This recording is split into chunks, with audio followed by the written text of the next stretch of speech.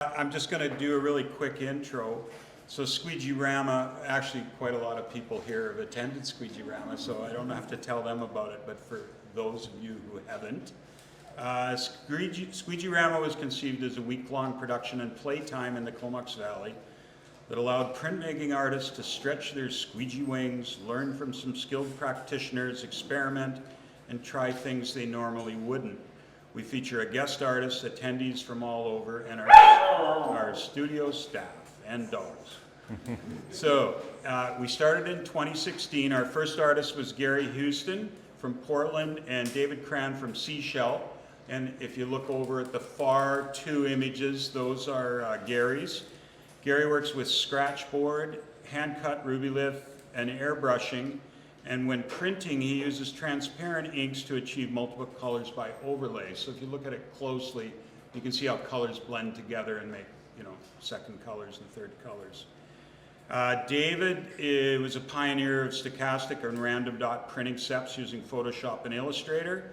He was one of the first people to introduce film positives that would print from inkjet printers, which revolutionized screen printing worldwide by eliminating cameras and film processing. In 2017, the next group, the two pieces there, that's Jay Ryan and his wife is Diana Sudika. They came from Chicago. Jay has an art and printing company called Bird Machine. It's worth looking up. He does really, really fantastic work. And Diana is primarily a book illustrator, although she did do quite a lot of gig posters back in the day. 2018 is, what's that guy's name? Look. What is his name?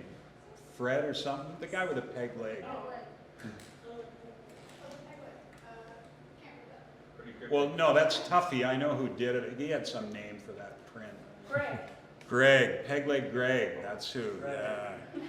So that's Tuffy Tuffington. He came up from San Francisco to share his techniques with us. He also created our Screen the World logo, but I don't think anyone's wearing a Screen the World shirt. But that's our online screen printing training program. In 2019, the next one along is entitled Indian on an Indian, and Bobby Martin is a Muscogee First Nations artist from Oklahoma. He came to the Valley and did a number of prints, including his aunt pictured on an Indian there, Indian on an Indian, and he also demonstrated gold leaf and encaustic art printmaking. In 2020, we and the rest of the world took the year off.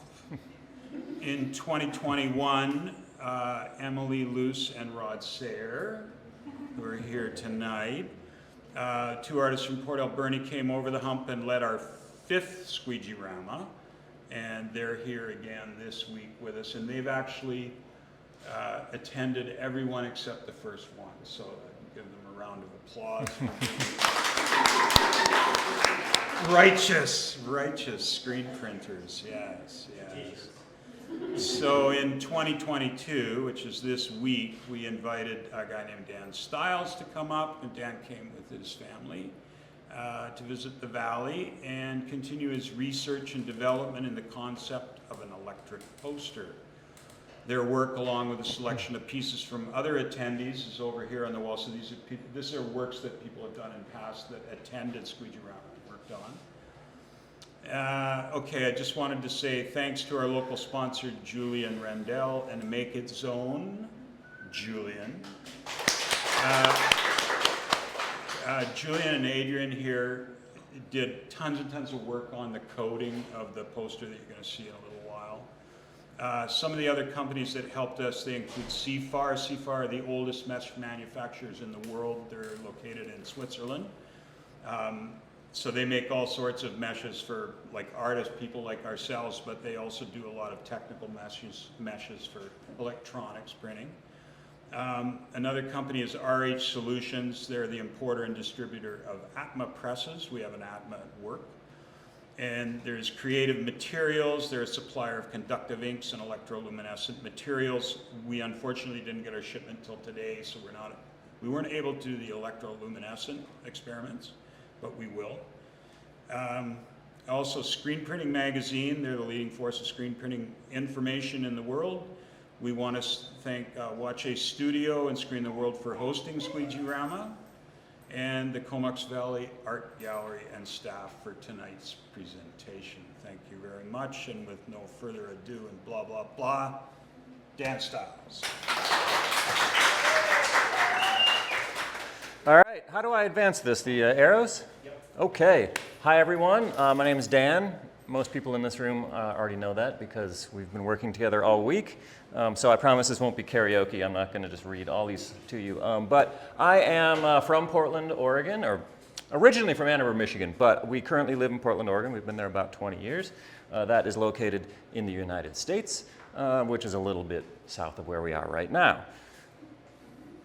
I make things. Primarily, I'm kind of known for this stuff. I make gig posters for bands. I started out making posters, 1117 screen printed posters that got hung on telephone poles. Maybe some of you are old enough to have attended gigs back in the day. But I moved to Eugene, Oregon in about 1991. And I used to live in a big sorority house full of a bunch of weirdos, and I would stay up all night drawing on the walls with magic markers. And a guy that lived there was like, hey, you should come do posters for the local promoter. And I was like, no, man, I don't know if I want to do this. That sounds like a lot of work. And he was like, look, we'll give you $20 and all the beer you can drink at the shows. And I was, a career was born. And so what I do now actually is, obviously I screen print them. Where that kind of happened was about 1993. I was reading a magazine called The Stranger, which was put out by Art Chantry in Seattle. Maybe, well, Andy knows Art Chantry, a famous poster artist and famous curmudgeon. XOXO, yes. So he used to have this thing called The Stranger. It was a weekly rag, but he did a big spread in the middle of it about an artist called Frank Kozik, who you also know.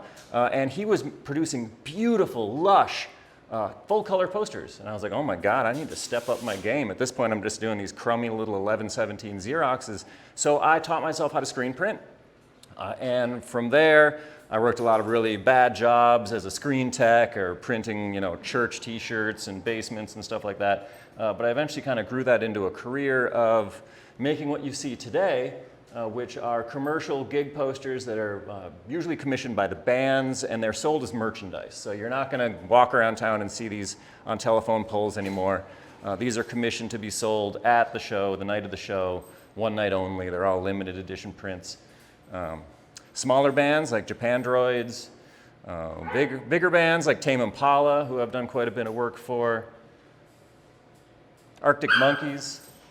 I have done years and years of work for the Arctic Monkeys. Actually, they were one of the first kind of breakout success posters I had.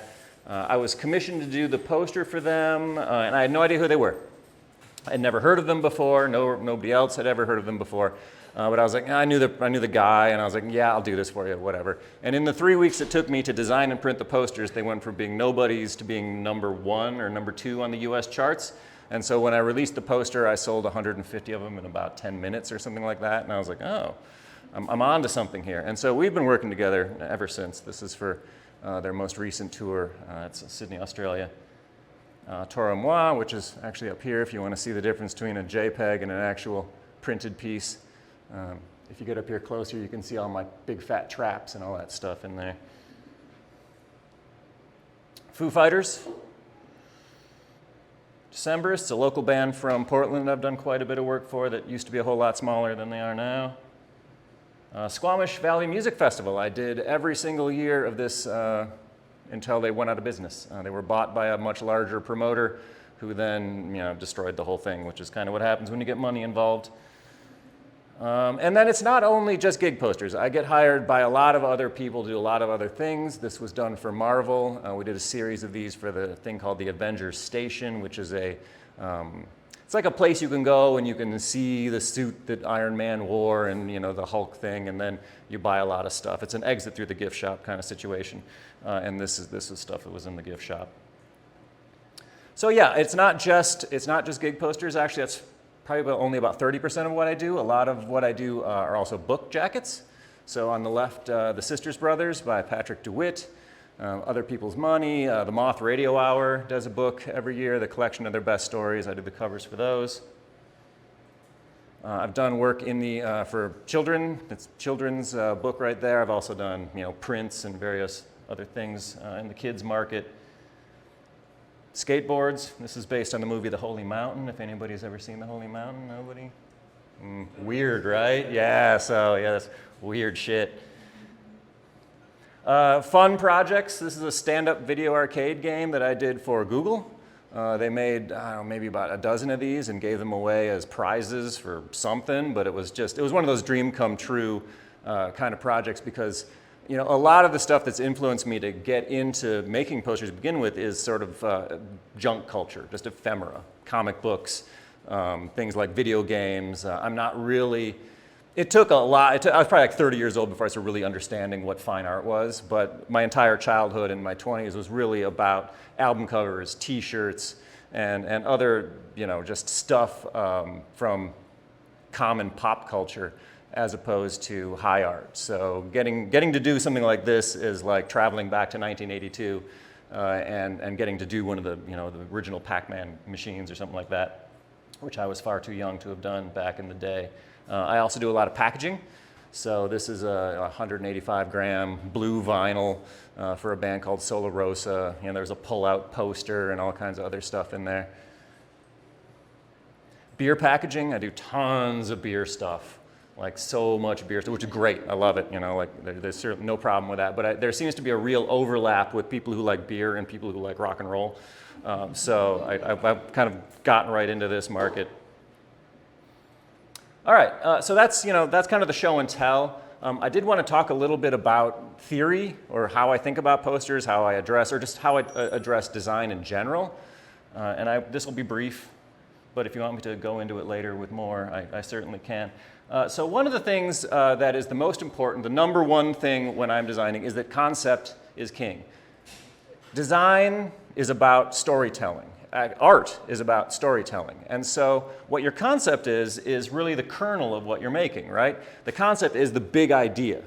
A lot of people get hung up in craft, which is your execution, or style, which is, like, for instance, how well you play guitar is your craft, or does that sound like Jimi Hendrix, or does that sound like Eddie Van Halen? That's your style, right? But that's not really the big idea, right? So a lot of people, you can see the craft and the style right on the surface. You can tell if these are printed well. You can tell I made them because there's a lot of color and stuff. But each one of these is actually driven by a concept. That's the most important part, even if you can't really tell.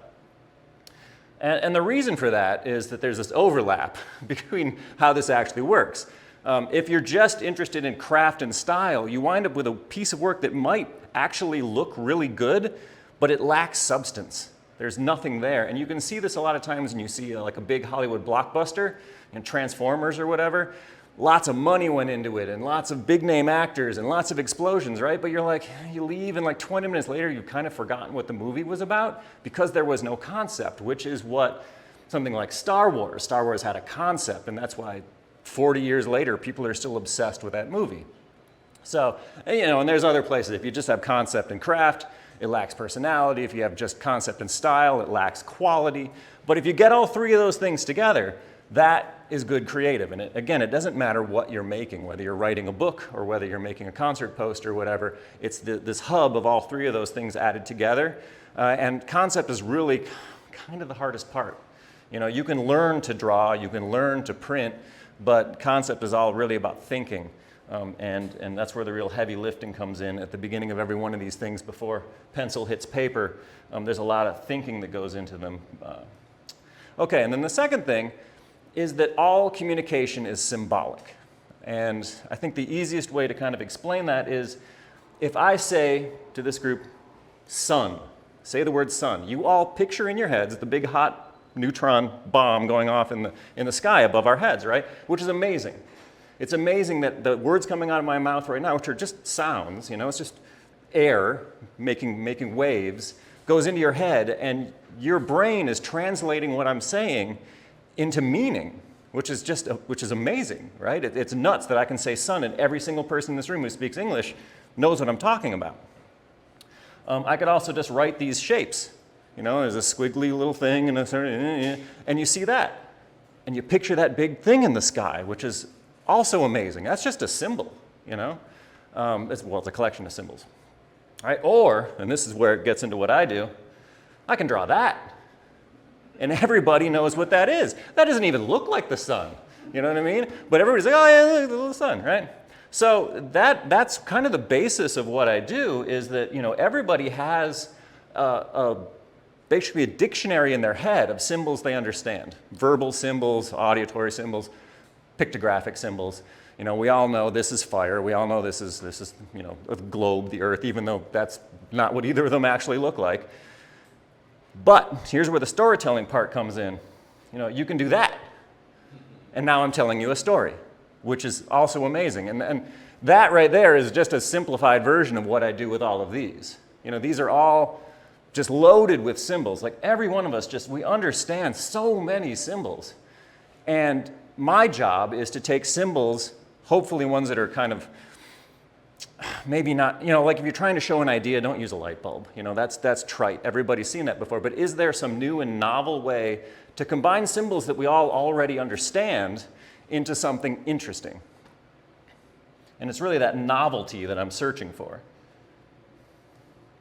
So for instance, this is a book cover, Other People's Money. And you know, there's a collection of symbols here. For instance, the whole thing is green, which, you know, in the United States is the color of money. There's the big fat hand. You know, this guy is obviously not underfed. He's wearing a pinstripe suit. He's smoking a cigar, which is, you know, a symbol of being a fat cat. And obviously the cigar is rolled in a US $100 bill. So this really is about symbolism. So when you look at this, you know, even if I were to cover that part up, you would already kind of know what this book was about. And even the typography, that's the typeface for the US dollar. And so, you know, my job is to hunt for symbols that people understand and then to put them together in new and novel ways. All right, so that's kind of what I do for money. But I think what happened was after 30 years or so of putting ink on paper, I started to really wonder, well, is there something else I could be doing with this? Like, is there a way to push the boundaries of what it means to be a designer or an illustrator? And I started thinking more about, well, is there a way to make like an animated poster? And so my first attempts were actually computer animations. The issue was that I just wound up with an animated GIF, which we've all seen before, right? There's nothing novel about a little electronic thing dancing around. So I started wondering, well, is there a way to make a physical poster an electronic poster? Is there a way to take this new technology we have all these great technologies that have emerged in the last 20, 30 years, because really, you know, what we've been doing up until now is the same thing that Gutenberg was doing 500 years ago. So is there some way to kind of update this? And I think this is where the video is supposed to play. And do I do that on my end? Okay. Press Alt-Tab. No, I'm going to press Alt. I'm going to press Tab. And I'm just now in like a tunnel. Do it again. That should get to the video twice. Press Tab again. There it is. All right. So this is a little video I put together about these a couple, you know, probably 2-3 years ago. These have kind of gone on hiatus during COVID, like everything else. But I'm here now creating new ones. Since the invention of movable type over 500 years ago, print has been humanity's main form of mass communication. From books to newspapers to posters, print was how we spread information. However, starting in the 20th century, print's dominance was slowly eroded, first by radio, then television, and finally, by the end of the century, its run was ended by the combination of the internet and the smartphone. Information is now instant, personal, and in the palm of your hand. Mass media has become personal media, and in that transition, we have lost a vital and vibrant form of public art as dollars chase digital and print is left to languish. But what most people don't realize is that the smartphone itself contains print. Printed circuit boards live in almost every electronic device that powers the modern age. I've set out to bring traditional printed media into the 21st century by inverting the relationship between print and electronics, turning electronics inside out, taking what was small and hidden and making it large and overt. My first experiment used a layer of touch-sensitive capacitive ink screen printed on top of an old poster I made for Girl Talk. This turned the surface of the print into an input device. I connected these inputs to a microcontroller, which in turn controlled a laptop running GarageBand, making the poster into a paper MIDI keyboard.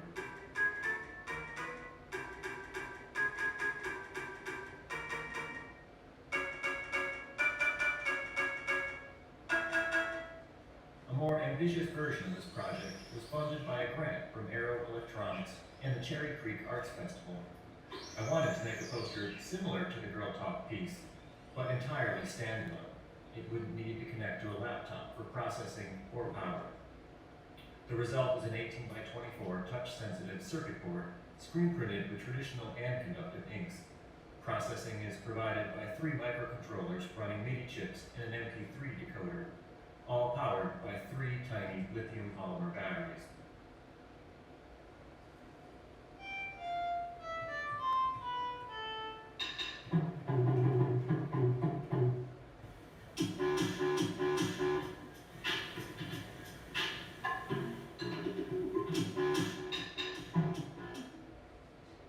For the 30th anniversary of the movie Predator, I moved away from sound and into light.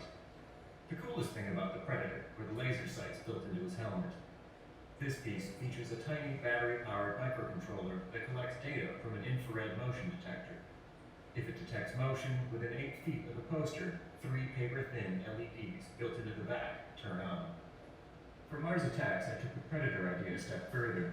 Instead of simple LED lights, I built in a pair of thin OLED displays, similar to what you might find in a cell phone.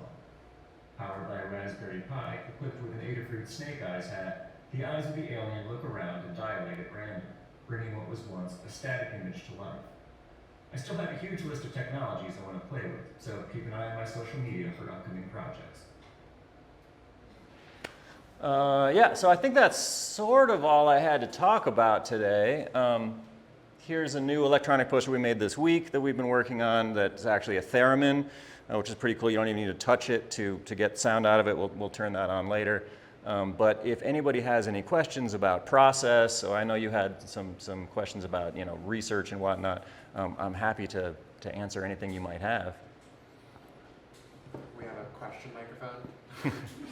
If anyone wants the question microphone.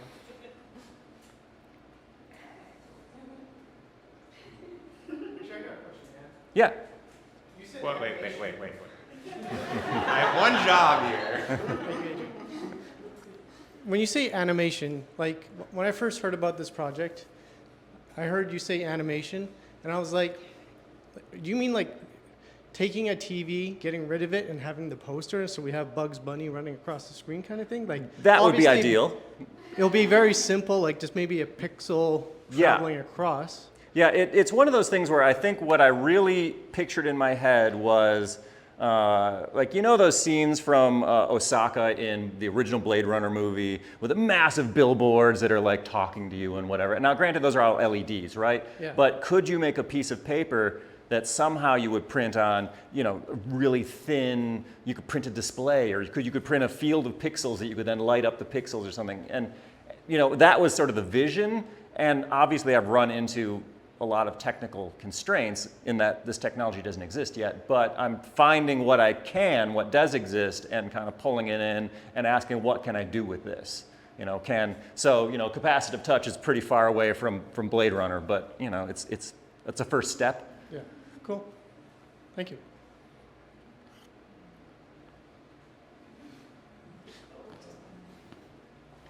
Hey, yeah, Hi. I'd love to hear a little bit more about the technology that you're using in the printing process with the inks that are like. How are you connecting the electronic elements in the poster to Sure. the So circuit the boards? really fascinating thing is that you can buy just basically a conductive ink, and if you come up here later and take a look at the black ink on here, conducts electricity.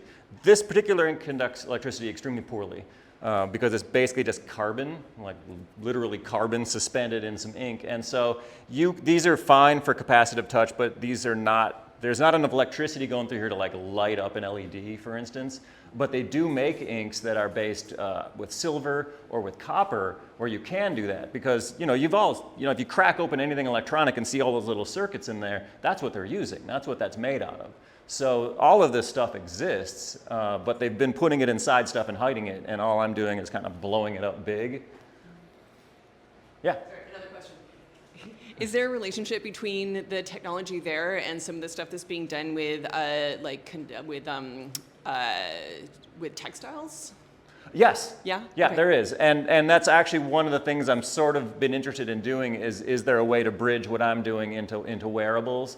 You know, for instance, something I think that would be really cool is, you know, if the side of my shoe, if the 3 stripes lit up. Just, you know, and that's kind of form over function, really, you know what I mean? Like, it doesn't need to light up, that's kind of dumb, but it's also kind of cool, you know? And so what I would love to do eventually would be to improve people's lives with this, as opposed to just making decoration. But I think the experimental part is, it's sort of like when you see a runway show and everybody's wearing these ridiculous outfits, and you're like, well, nobody wears that. It's because what they're trying to do is push. They're pushing the boundaries, and then for the clothes that people actually wear, they dial it back in. So I'm right now just kind of pushing and hoping that maybe through that pushing, I'll come up with something like, oh, this would be really good for, you know, whatever, people who are nearsighted to help them cross the street, or, you know, whatever it is. There may be practical applications in what I'm doing. I have not found them yet.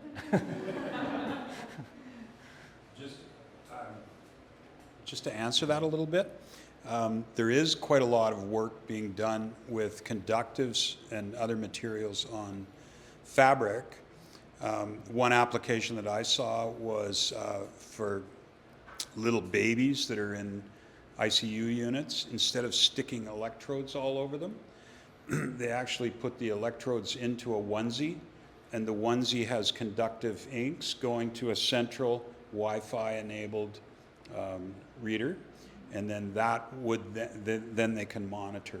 And of course the military is all over that. They're trying to monitor people in stress situations. And another thing that they're working a lot with is the Internet of Things in a house. So when you come home, you don't have to talk to Siri or Alexa or whoever. They already know because you walked in, because you are an RFID, you're identified, and they can tell that you're a little too hot, so they're going to turn on the air conditioner. All of this is actually happening, and it's coming. It's going to come. It's not out there that much now, but it is coming. And just like Dan experimenting with this is coming now. So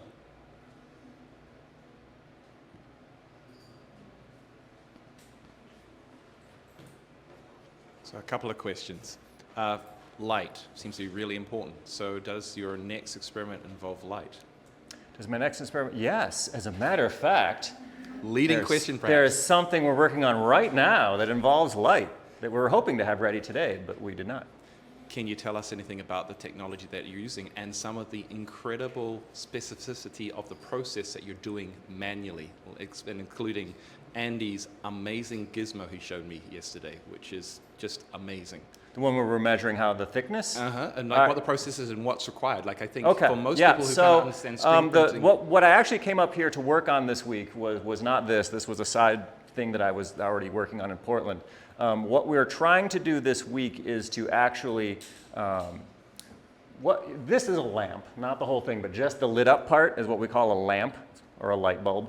And what we are trying to do is literally print the lamp onto a piece of paper. So, you know, it's just going to be a piece of paper, but there's going to be areas of it that light up using electroluminescence. And it's a fairly complicated process. I think it's 7 layers of different types of ink, conductive inks, dielectric inks, silver inks to bring the electricity in, all in a specific order, all at very, very specific thicknesses. And we finally got our materials this morning, and we started working on that, which we'll probably wind up finishing up in the next month or two. I'll probably come back up and do that. But it's kind of been for a while now my holy grail, because a lot of what you're seeing here is this is a touch capacitive ink, but it has to hook up to something else. It has to have a little brain. This won't need a brain. The piece of paper itself, kind of getting to what we were talking about with it's step 1 in the Blade Runner thing.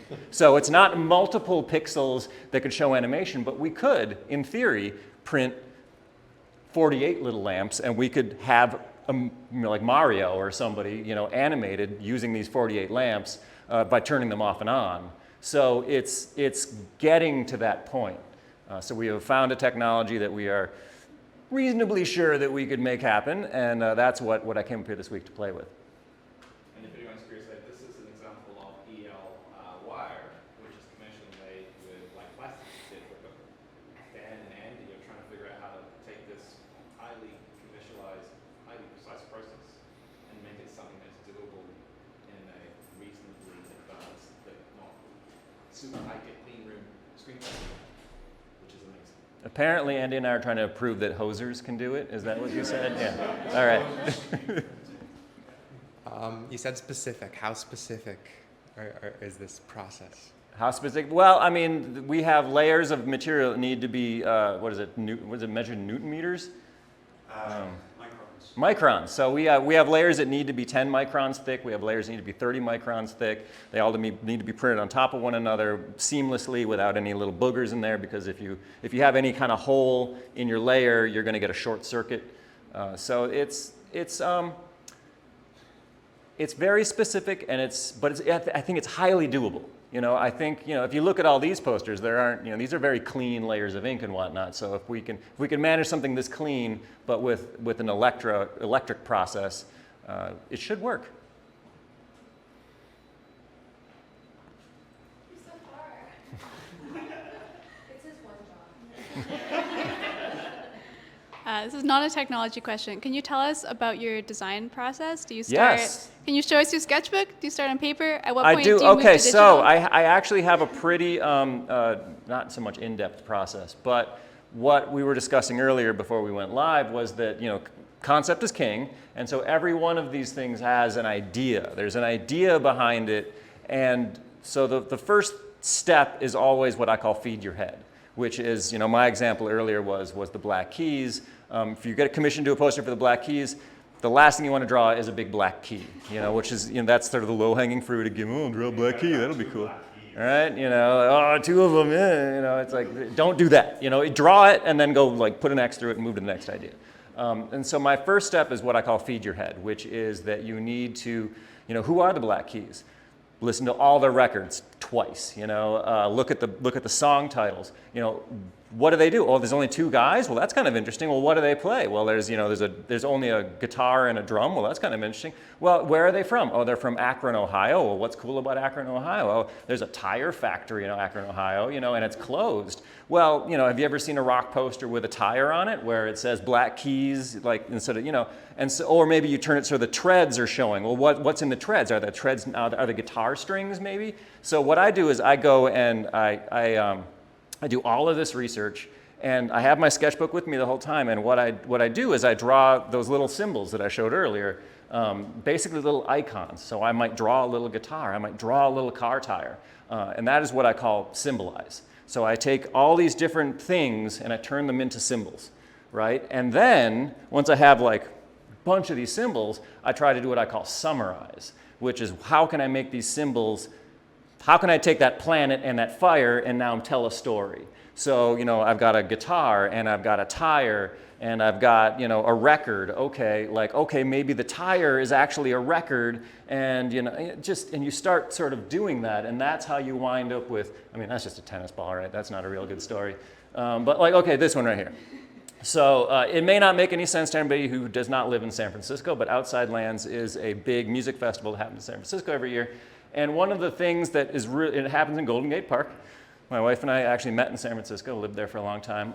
And one of the things that you would know if you lived in San Francisco is that there are Dutch windmills, proper Dutch windmills, in Golden Gate Park.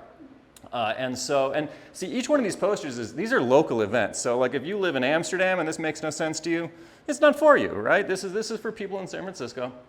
And so, one of the real things that I thought was really interesting, that one of the things I wrote down was, well, these Dutch windmills are great. But then I also, the name Outside Lands, it just sounds like a sort of a 1950s movie, Journey to Outside Lands, So I'm like, well, wow, maybe it's an adventure. Maybe there's a rocket, maybe the rocket's blasting off into outer space, And so then you start looking at all these things you've got, and you start looking at oh, well, I've got this rocket, and I've got this windmill, maybe I put them together, that's kind of cool. And I've got this planet over here, maybe I stick the planet in, and that's how you wind up with with a novel combination of symbols, which is what this is. And then what you do is there's a refinement process of, is this telling the story I want to tell? Could I add more? Maybe I take away. I was saying earlier, this Blondie poster, Debbie Harry's face used to be part of this, but I realized that wasn't helping me tell the story, so I brought it a lot closer. It's just about her mouth, projecting the word Blondie. And so you can pare down. A lot of my stuff is very much about minimalism and trying to say as much as you can with like as little as you can, which comes from designing logos for a really long time. Does that answer your question? All right. So, yeah, my sketchbook is full of little tiny thumbnails. Wait, can I ask a follow-up? Yeah. Do you draw your composition on paper, or do you work in Illustrator? Yes, but really badly. I used to do everything literally with brush and ink. Like I was a pen and ink artist, and I don't do any of that anymore. So now there's a lot of like drawing these little symbols, and then like, oh yeah, man, 2 lines, they kind of go this way, right? And like, okay, great. Sometimes I'll draw something out and just have to trace it in Illustrator because I can't, like I'm trying to think like, oh yeah, these are my lips, by the way, like, so there's stuff that I'll draw small and trace out and use. I probably did that with the Incubus car and stuff like that. But then everything goes in Illustrator and it gets completely reworked. Like my sketches are mostly almost like notation to myself to like, don't forget this, like, oh, here's an idea, like here's something to explore. And once I have 2 or 3 of those ideas, I'll then comp them up and then I'll kind of pick the best one. Or I'll take 2 of those and jam them together. And it's like, oh, well, this is working and this is working, but there's parts of both of them that suck. So could I make something out of that? So there's a lot of, which is, digital technology really helps with that process of being able to, sort of cherry pick all your ideas, and then you can get halfway through a composition, and I don't have it up here, but do you remember, I think the first slide was the, it was the Arctic monkeys, and it was the jaguar, or do you say jaguar up here? I don't know. Which is an ancient symbol of Mexico, right? It's a long-standing symbol, a traditional Mexican symbol, and I wanted to do something that really spoke to Mexico City. But I actually drew that, and it had a real cat's face on it, and I was like 80% done, and I was like, this thing sucks. Like this is just a big picture of a cat, and so I went back to my research, and I found that they have a cat-faced Aztec warriors have I believe they called them jaguar warriors, where they wore a skin, and so there were these ancient, not ancient, but there were drawings that were done by some of the first missionaries that went there of some of the traditional costumes that these warriors wore, and I was like, this is great, it's got a human face inside this. So I started to like sort of humanize the jaguar into kind of having a human head, but a cat body, and it just made the whole, more symbols, it told a better story. Hey, Dan. Yes. Push or pull? Oh, with Squeegee? Pull and then push for a flood. So both, yeah. My real question for you is maybe more, do you mind telling me a little bit about your color choice? Like we were kind of chatting a bit about it earlier, but I know you like bright colors. I like bright colors. So the color thing, I think, comes from 2 places. It comes from doing logos, where you have at maximum 3 colors. Everything has to work in 1 color. And if they're being generous, they're like, oh, well, you can have a 2nd color, maybe a 3rd, but you don't always get to use it, right? So everything I do is very bold and crisp, and I usually won't. This is the only time you're ever going to see me do this. Exhibit A, this particular artist only uses blue and white on his posters. But usually what you'll see me doing is contrasting colors. Here's a good example of just basically CMYK, well, CMY. I don't use K very much. It's another thing you'll almost never see me use black because I just don't like it. You might as well use dark blue or something. It's just a lot more interesting. Black is kind of a nothing color. And so that comes from logo design. You've got 2 colors. Why would you use 2 blues when you could use blue and yellow and get a lot more, I hate the word pop, but it does actually, that's kind of what it does, right?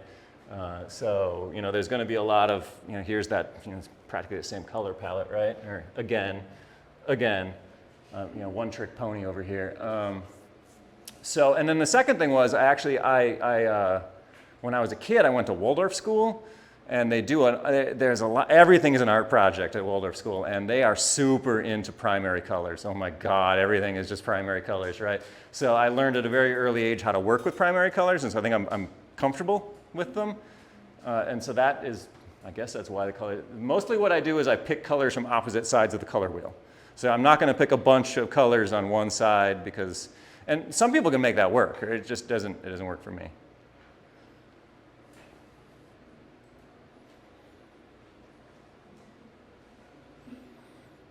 Come on, we're just getting started. We got a whole hour to fill. Make that poster work, come on. Make the poster work? Yeah, let's see.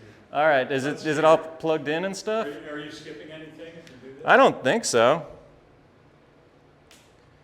So you're all sworn to secrecy. You're not Well, I just blew it on like Except YouTube, right? And YouTube. who it's for. So yeah,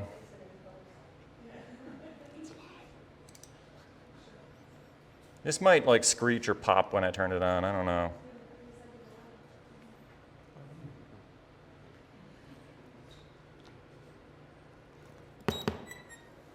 Okay, so theoretically what we have here is a theremin, and the idea is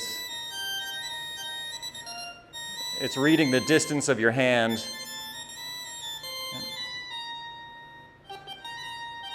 You can change the instruments. So this one's volume, and this one's pitch.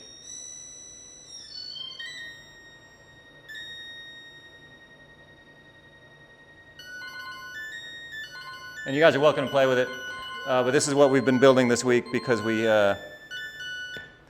haven't had access to the EL materials. But if you guys want to kind of mess around with this thing, we've been working hard, and these two guys, Adrian and Julian, have really bailed me out on the code because I'm not a coder. So a lot of what I've been learning about, I just kind of wing it. You know, I'll go and I'll find some code somewhere and just start hacking it and you know, seeing if I can make it do what I need it to do. So having two people who actually know how to do this has been a huge help. Anything else? All right, well, thanks for coming, and really thanks for having me up here. This place is a paradise. Shh, don't tell anybody about it. It's gonna get ruined. I promise. I swear to secrecy that I won't, you know, get on Facebook until everybody can move up here and blow out your housing prices. I got more questions. Oh, all right, let's hear more it. about the research. The research. Well, that's the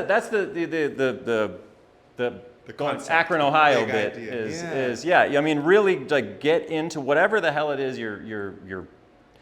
It's like I won't do a book cover unless I read the book. That's one of my rules But for when what I do if a you book. hate the book?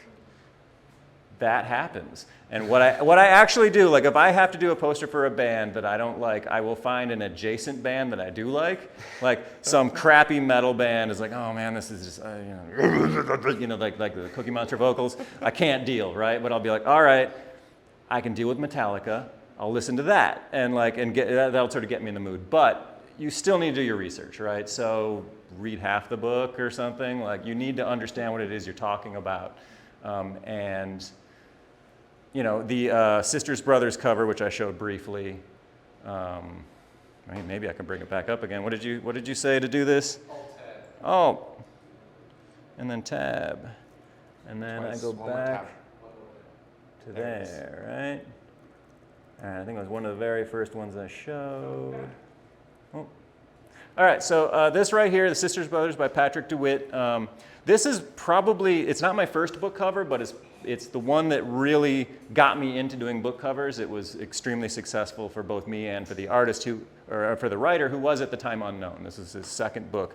Fantastic book about two brothers who are killing their way across the Wild West, right? So it's Gold Rush, California, and they're working their way down from about Oregon City to San Francisco. And I mean, they kill like 90 people along the way. It's a bloodbath, right?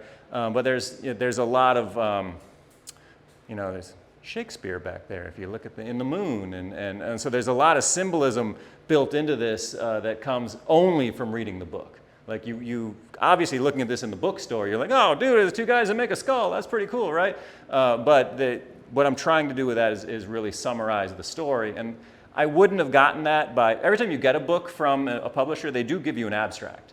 And it's like, oh, it's a book about recipes, or it's a book about whatever, and you should really touch on this. And I'm like, well, that's the least interesting part of the book. Why would I want to talk about that?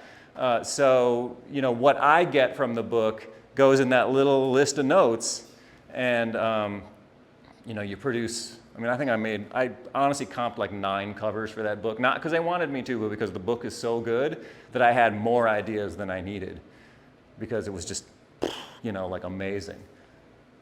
And then do you pick the best, or do they pick? Well, so in that one, I sent her all 9, and the publisher was like, this was like Christmas morning for me. She was like, well, yay, and you know, just like flipping through the PDF, being like, these are great, right? Which doesn't always happen, right? But so, you know, or The Moth, which is kind of a gimme. Actually, you know, I drew the title, didn't I? Told you not to do that. I actually drew the name.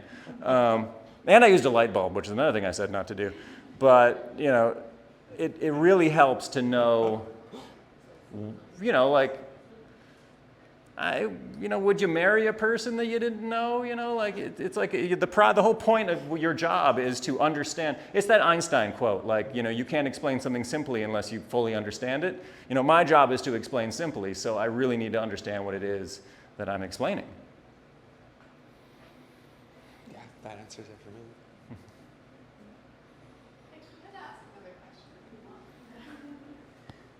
I still want to know more. All right. What happens if someone hates it? Oh, okay. Like, do you have anxiety being like? Yeah. "Here Oh, we the first. go"? I mean, I've been doing this for how long? And I mean, I'm a piece of shit before my first meeting with a client. Like, she knows.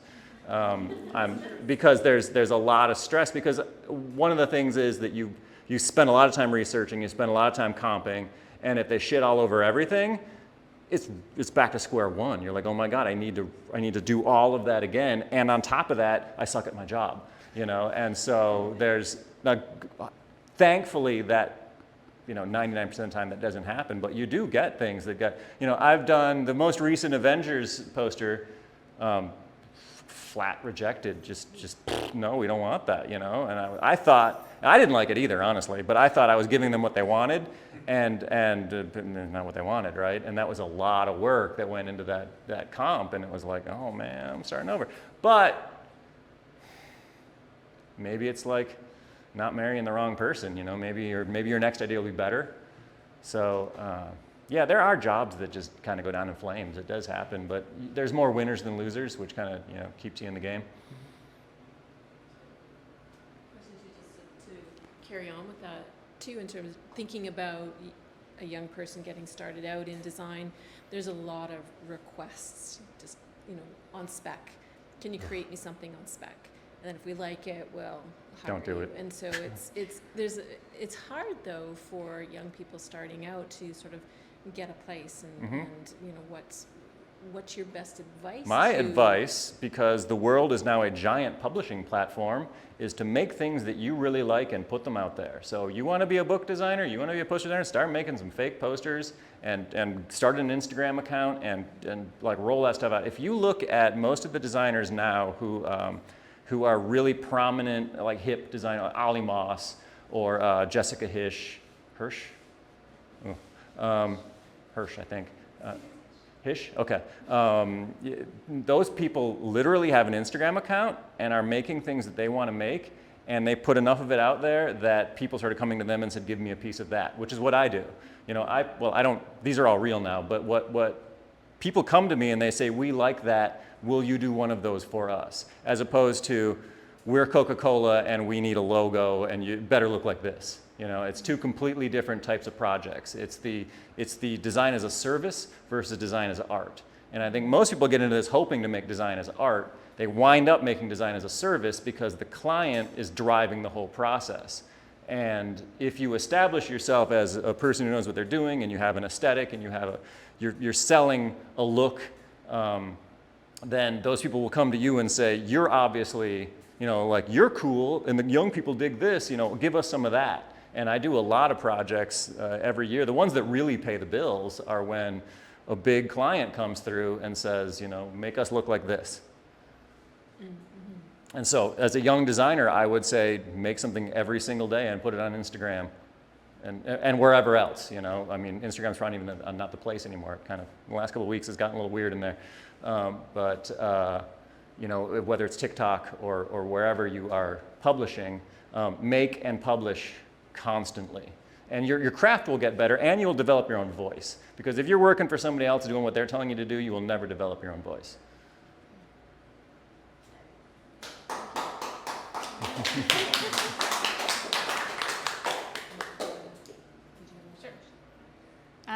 I was wondering about if you ever have fights between, like, kind of between the concept and the design. Like, I feel like with block colors in particular, it can be hard to keep your design balanced, but also have it, like, legible what it is. Like, sometimes it's like, oh, I wish that I could make this color be at the top, but I can't because that will clash with, like, this part has to be white because it's a cloud or something. Yeah, Like, so I don't know if it's an easy question to answer. There's a lot of, any like, tips? the way my office is set up, there's a couple monitors and there's my chair, and I sit there and I look at this stuff, and then eventually I'll line up like 4 versions of the exact same thing in different colors, and I'll move to my other chair, which is across the room, and I'll just sort of sit there and I'll do this, and it's sort of like, no, you know, and then you go and you get rid of those 2.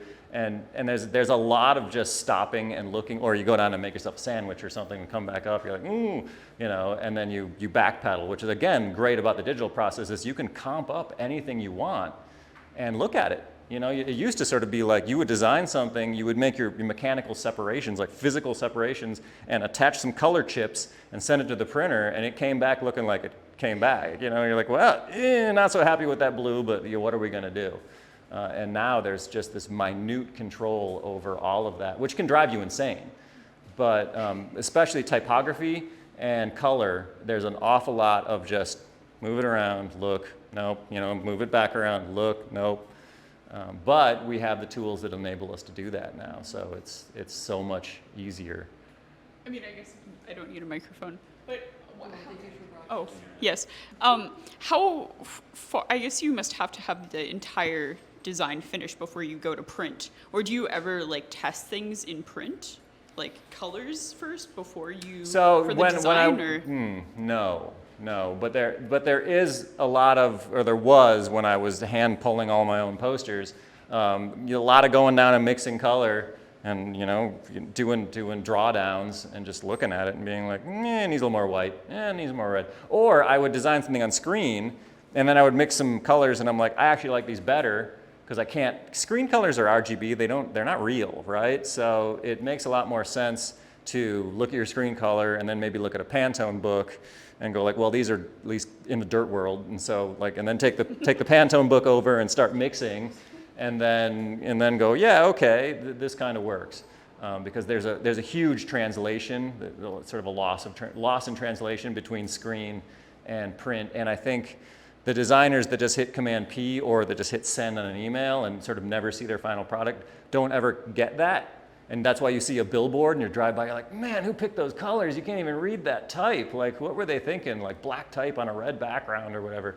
But if you're standing there for hours looking at those colors, you know, you learn a lot. And I think there's a lot to be said for taking a print all the way from pencil sketches, all the way through color separations, to burning the screens, to pulling it, to trimming the paper, to really, you know, understanding the complete process like you guys do at the studio.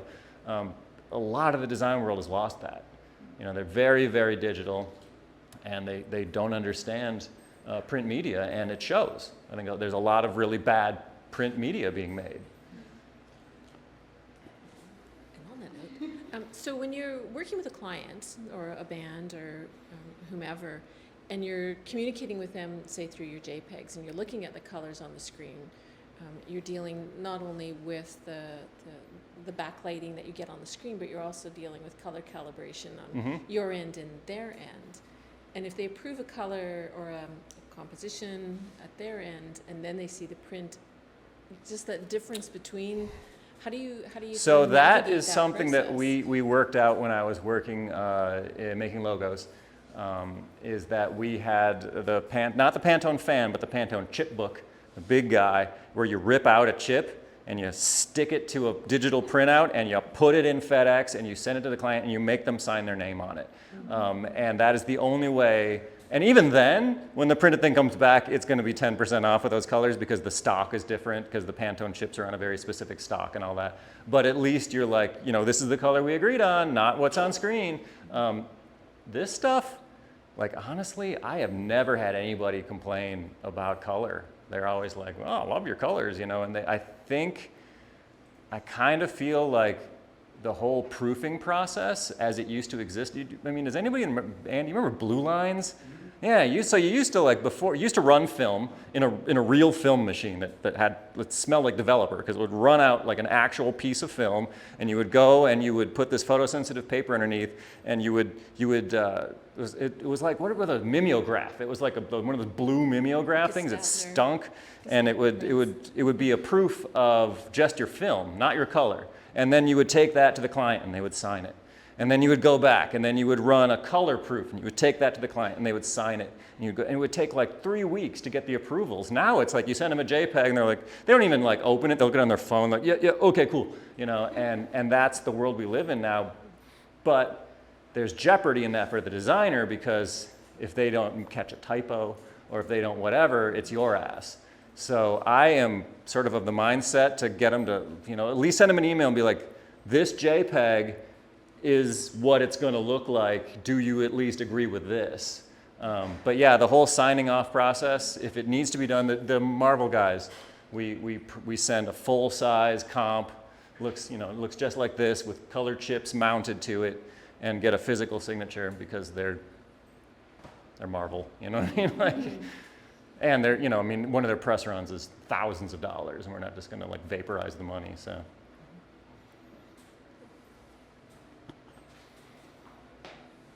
I'm curious about what inks you use and why you use I am a those ones. huge fan of TW5000. I like the TW5000 on a matte stock. So it's meant to be a gloss ink, but on the matte stock, it dulls it back to, or on an uncoated stock, it dulls it back to like a matte finish. I really hate, like, probably shouldn't say this, I know Speedball is our friends, but man, the finish of Speedballs is so gritty and like, and it's super matte. Like I guess it's completely flat is what it is, and it's too flat for me. But I really, really, really dislike gloss.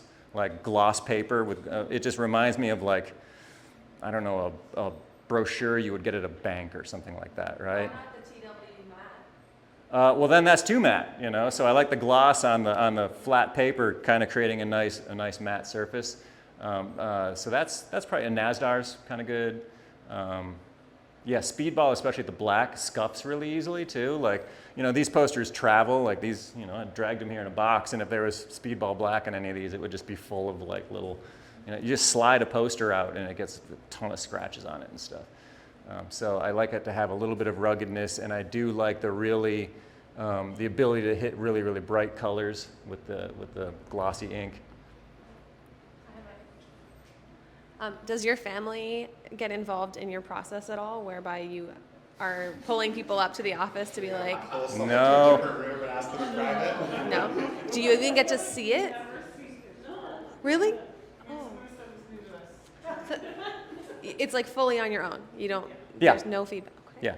Yeah, which is a little weird. I think a lot of it is a certain amount of self-consciousness. During the creative process, things are very ugly for a very long time. Like 80% of the way in, it still looks terrible, and I would hate for somebody to walk in and be like, what even is this? This is garbage, right? And you're like, I know, I'm fixing that, you know what I mean? And so, I mean, the stuff looks, I mean, sometimes I should have brought some. Yeah, she walks up into my office and is just like, dude, you know, and I'm like, fuck off. Sometimes, and I really probably should have brought it, I will actually show a complete series of sketches as, you know, where it starts, the various like crazy derivations it takes, where it starts to gel, and then there's a gelling point that's literally 80% of the way in.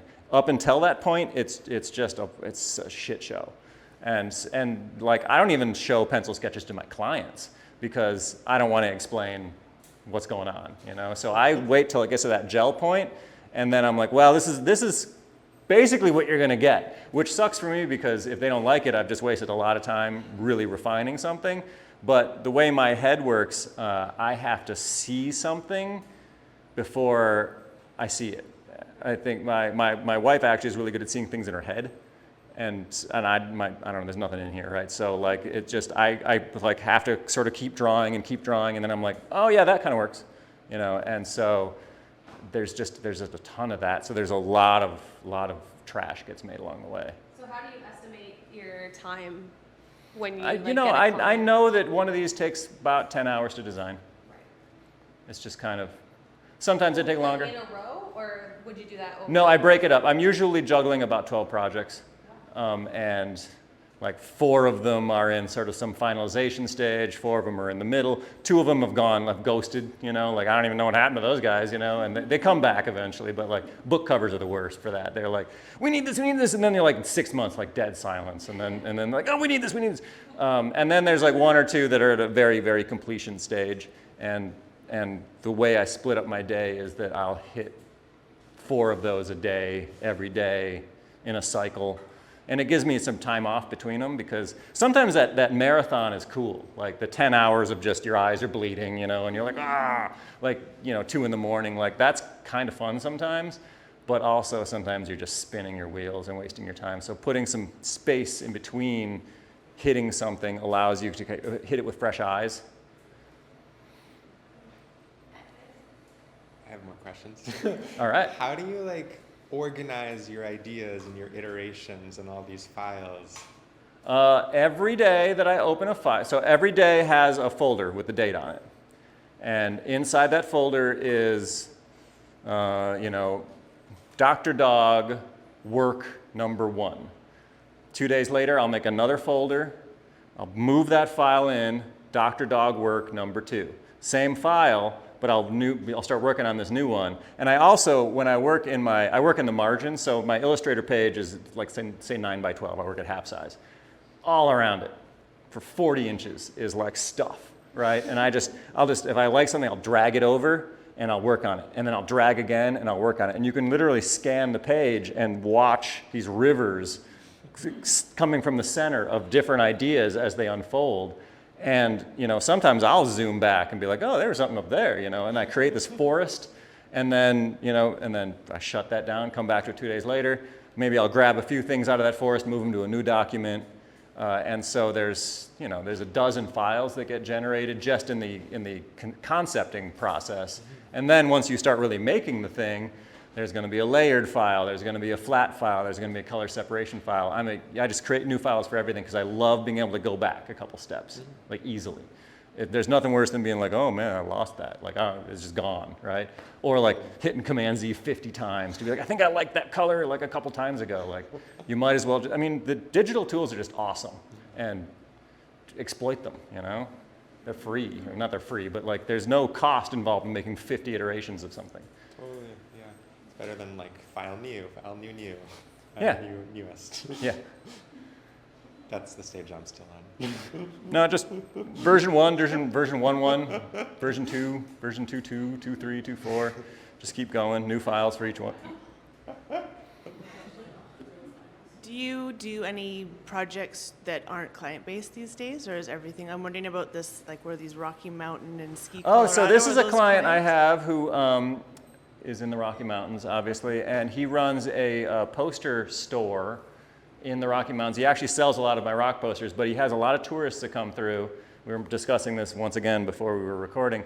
And he just sells these, kind of in the style of a 1920s travel print, back when they used to put these things in train stations, because people didn't know. They were like, oh my God, Switzerland's a place and it's beautiful, like we should go visit, right? So posters really served as actual advertising for places. Beautiful, beautiful posters for Italy and for London made a fantastic series of posters for all these destinations, right? And they're all sort of the same Art Deco style, even though there are dozens of artists doing them. And so this is kind of my hearkening back to that. And so he commissions these from me, and then he just sells them in the shop. So this is not like an official Rocky Mountain National Park print, but since that's a public property, like he's allowed to make a print for it because the citizens of the US own it technically. And the ski print is this, wherever the hell that went, is the same client, obviously sort of similar styles.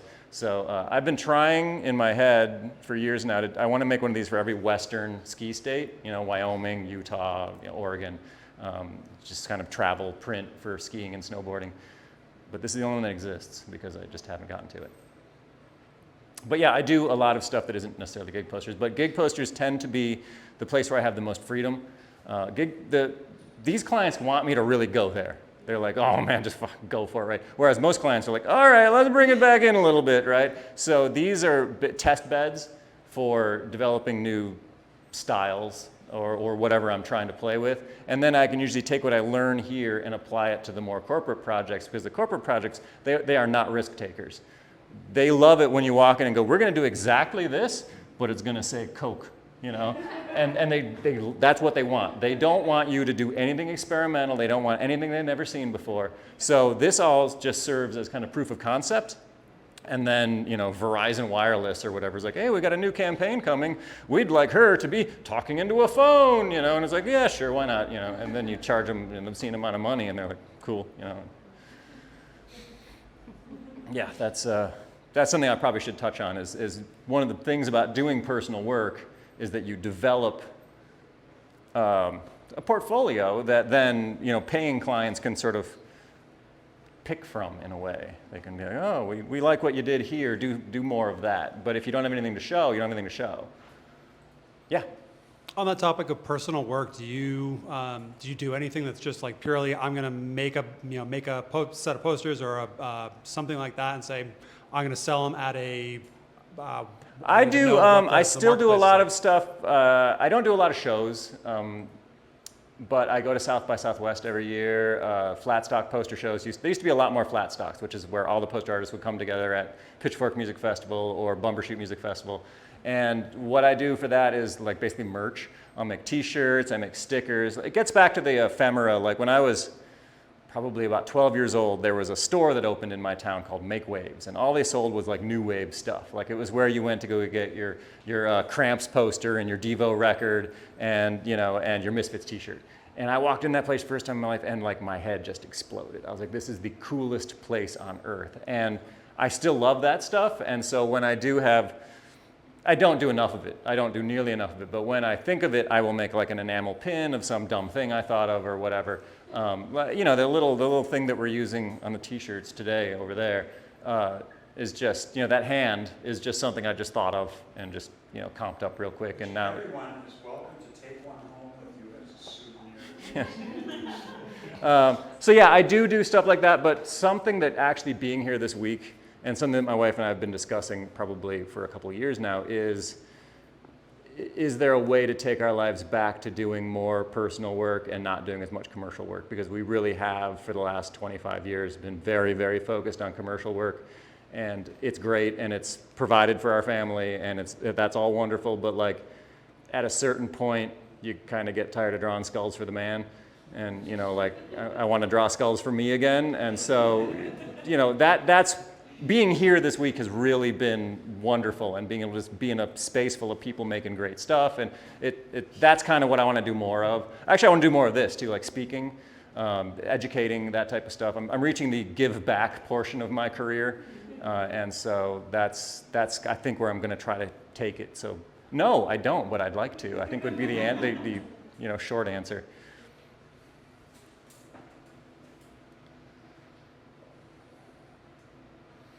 Wait.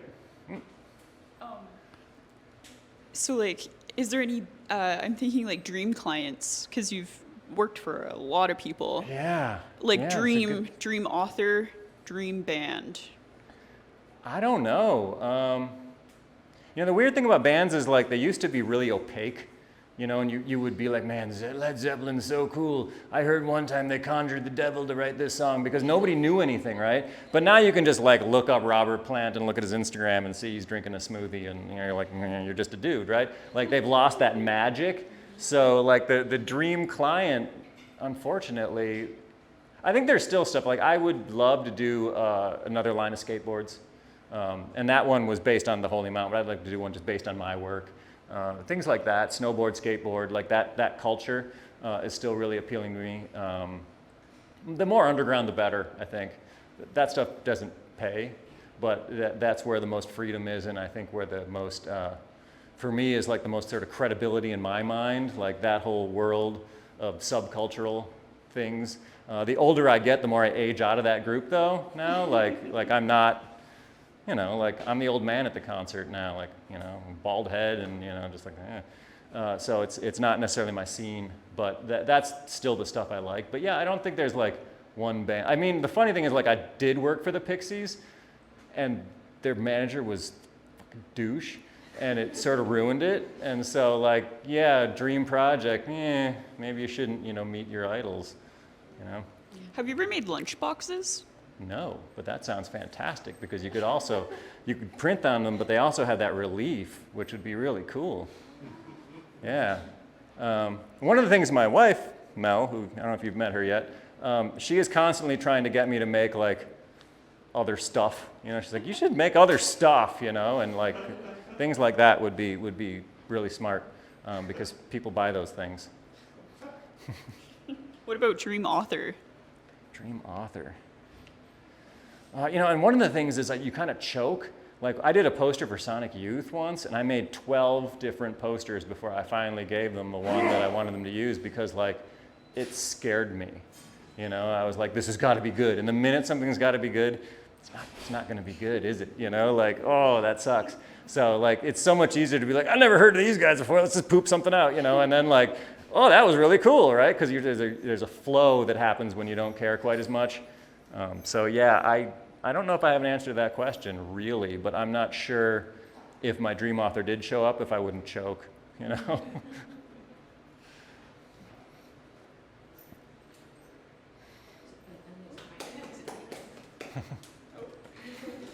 All right, you calling it? Sorry. All right. Do you want one more question?